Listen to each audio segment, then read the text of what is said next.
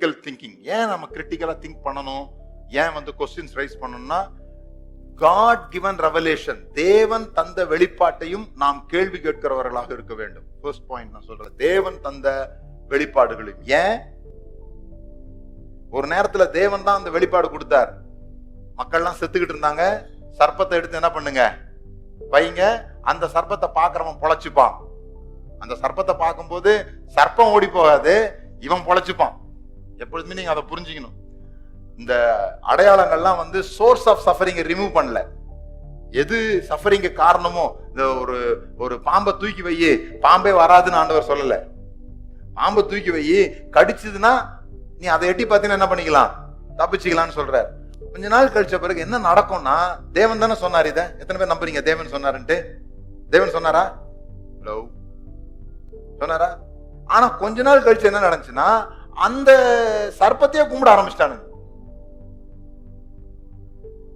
அந்த சர்ப்பத்தை கும்பிட ஆரம்பிச்சு பிறகு எசேக்கியா ராஜா வரும்பொழுது அதை போட்டு உடைக்கிறாரு. வாசிங்க அந்த வசனத்தை வாசிங்க. 2 ராஜாக்கள் 18வது அதிகாரம் 4வது வசனம். 2 ராஜாக்கள் 18. மோசே பண்ணியிருந்த வெண்கல சர்ப்பத்தை உடைத்து போட்டான். சில சமயம் even revelation can became your Idol.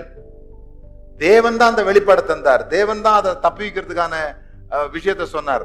ஆனா அதுவே உடைக்கப்பட வேண்டிய விக்கிரகமாக மாறும். அது சில சமயம் உடைக்கப்பட வேண்டும்.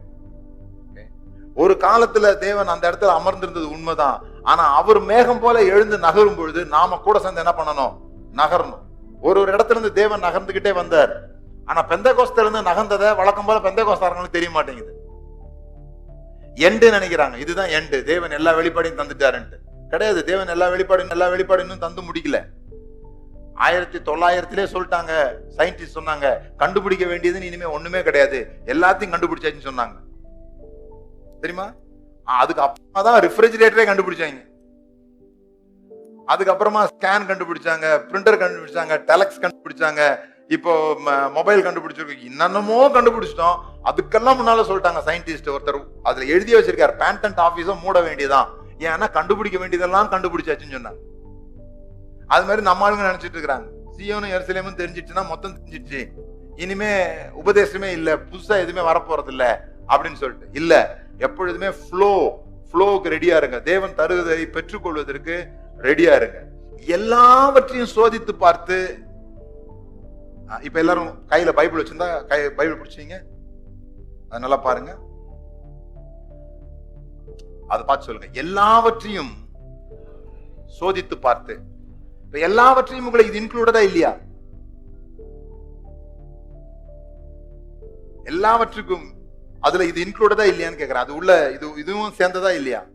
அப்ப இதையும் சோதித்து பார்த்து நலமானதை பிடித்துக்கொள். சில பேருக்கு இதான் முடியாது. இதுல சோதிச்சு பார்க்கறதுக்கு என்ன இருக்குது? ஒவ்வொரு வார்த்தையும் தேவனுடைய வார்த்தை. இதுல எழுதி இருக்கிற ஒவ்வொரு வார்த்தையும் யாருடைய வார்த்தை? அல்லேலூயா, அல்லேலூயா, அல்லேலூயா. நிறைய வாய்ஸ் மாடுலேஷன் இருக்குது அதுல. இப்ப பைபிள் வந்து காட்ஸ் வேர்ட். பைபிள்ல இந்த 2 கருப்பட்டைக்குள்ள இருக்கிற அந்த வெள்ளை பேப்பர்ல எல்லாமே என்ன இருக்குது? தேவனுடைய வார்த்தை இருக்குது. ஓகேவா? இப்ப நான் ஒரு வசனம் சொல்றேன், அது யாருடைய வார்த்தைன்னு சொல்லுங்க. நீ தேவனுடைய குமாரனை ஆனால் இந்த கல்லுகளை அப்பமாக்கி புசியும். இது யாருடைய வார்த்தை? அது எதுல இருக்கு? இப்ப சொல்லுங்க, எல்லா வார்த்தையும் தேவனுடைய வார்த்தையா? பவுல் சொல்றார், இது வந்து ஆவியானவர் சொல்லல, நானே சொல்றேன், அப்படி சொல்ற. இப்போ இந்த வசனத்தை அப்ளை பண்ணுங்க. எல்லாவற்றையும் சோதித்து பார்த்து நலமானதை பிடித்துக்கொள். இங்கதான் கிரிட்டிக்கல் திங்கிங் அப்படின்றது வருது.